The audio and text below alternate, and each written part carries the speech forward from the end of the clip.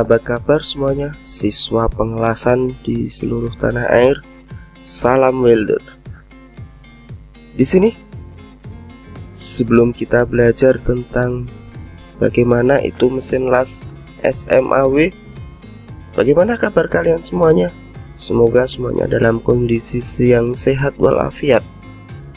Semoga adanya virus COVID-19 ini tidak menyerang kalian semuanya, karena kalian tetap makan makanan yang bergizi, tetap berolahraga sehingga tubuh tetap sehat. Mesin las SMAW ada berbagai macam. Di sini dapat kalian lihat hanya beda merek dan beda ampere. Ada merek Multico, ada merek Rilon, ada merek Crispo, dan banyak merek yang lain. Sedangkan ampere yang digunakan juga beragam, dan itu hanya berbeda ketika dia harus digunakan pada plat dengan ketebalan tertentu. Sebelum lanjut ke materi, jangan lupa kalian bisa subscribe video ini supaya kalian bisa mengikuti perkembangan-perkembangan tentang ilmu pengetahuan yang berkaitan dengan pengelasan.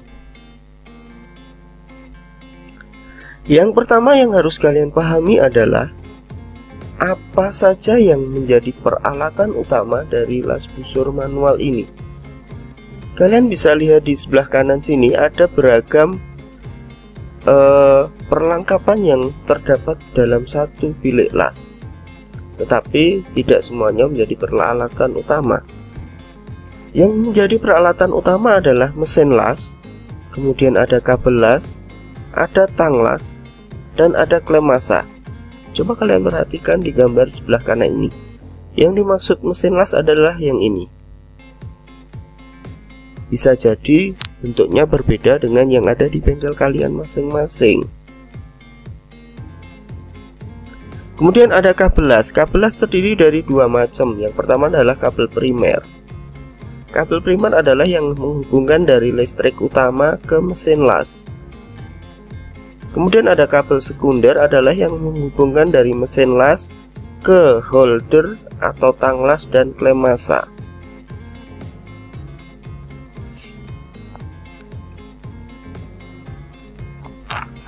Kemudian dalam proses pengelasan itu sendiri terjadi sebuah sirkuit yang terdiri dari dua.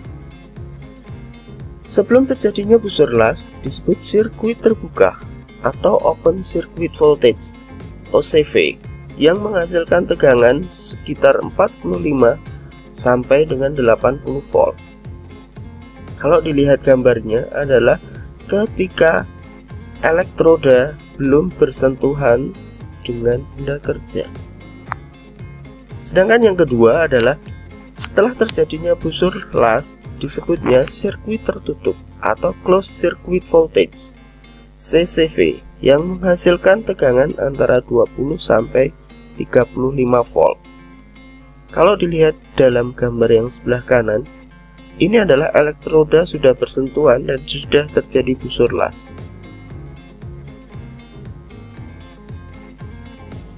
Kemudian dalam mesin las itu sendiri terdapat dua macam jenis mesin las, yaitu pengkutupan mesin las AC dan DC.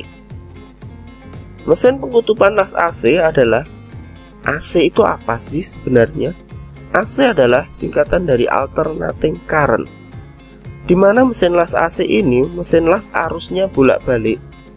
Terdapat transformator yang berfungsi untuk merubah tegangan yang keluar dari mesin las.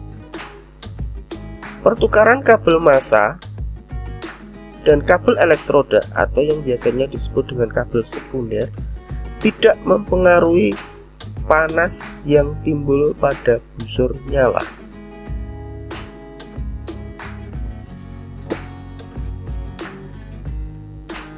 Sedangkan pada proses pengkutupan mesin las DC yang diartikan menjadi direct current, direct itu adalah searah, current adalah arus, sehingga direct current adalah arus searah. Ada dua pengkutupan dalam proses las DC, Yang pertama adalah pengkutupan langsung atau biasa disingkatnya DCSP. Apa itu DCSP? DCSP adalah Direct Current Straight Polarity atau biasa juga disebut dengan DCEN, Direct Current Electrode Negatif.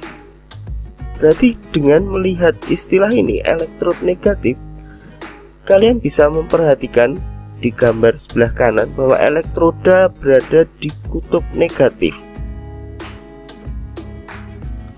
sedangkan benda kerja berada pada kutub positif.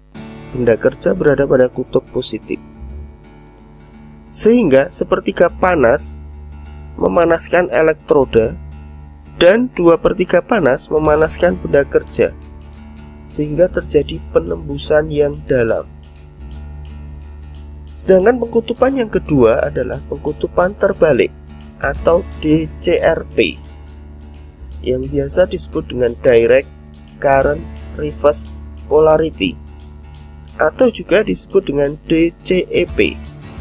Ini singkatan dari Direct Current Electrode Positif. Sehingga dengan melihat istilah ini, elektrod positif, kalian bisa perhatikan bahwa elektroda ini berada pada kutub positif, sehingga pembagian panasnya menjadi sepertiga panas memanaskan benda kerja dan 2/3 panas memanaskan elektroda, sehingga terjadi penembusan yang dangkal.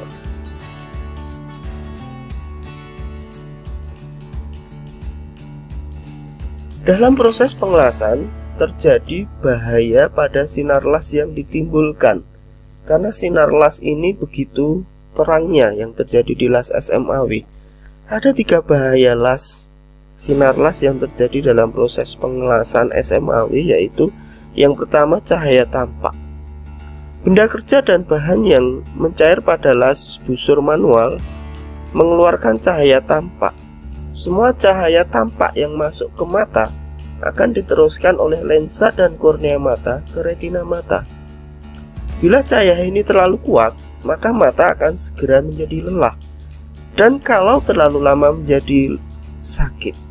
Rasa lelah dan sakit pada mata sifatnya hanya sementara.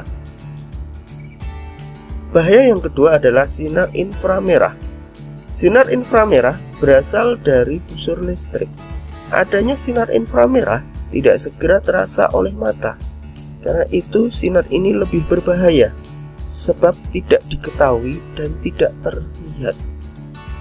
Akibat dari sinar inframerah terhadap mata sama dengan pengaruh panas, yaitu akan terjadi pembengkakan pada kelopak mata, terjadinya pada kornea dan kerabunan. Jadi jelas, akibat sinar inframerah jauh lebih berbahaya daripada sinar tampak atau cahaya tampak. Sinar inframerah selain berbahaya pada mata, juga dapat menyebabkan terbakar pada kulit berulang-ulang.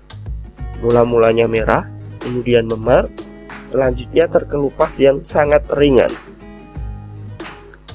Sedangkan bahaya sinar las yang ketiga adalah sinar ultraviolet.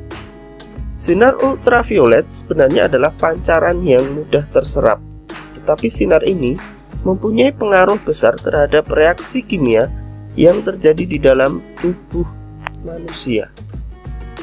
Bila sinar ultraviolet yang terserap oleh lensa melebihi jumlah tertentu, maka pada mata terasa seakan-akan ada benda asing di dalamnya. Dalam waktu antara 6-12 jam, kemudian mata akan terasa sakit selama 6-24 jam juga. Pada umumnya rasa sakit ini akan hilang setelah 48 jam. Ya, paling mudahnya kita bisa memperhatikan bahwasanya ketika kalian akan tidur malam, seolah-olah akan ada butiran-butiran pasir yang berada di mata kalian, sehingga kalian akan sulit untuk tidur nyenyak.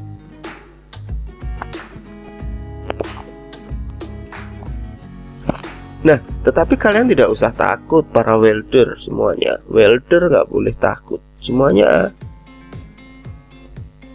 yang terjadi itu bisa diatasi atau bisa dicegah. Pencegahannya adalah dengan memakai pelindung mata dan muka ketika mengelas, yaitu menggunakan kedok atau helm las.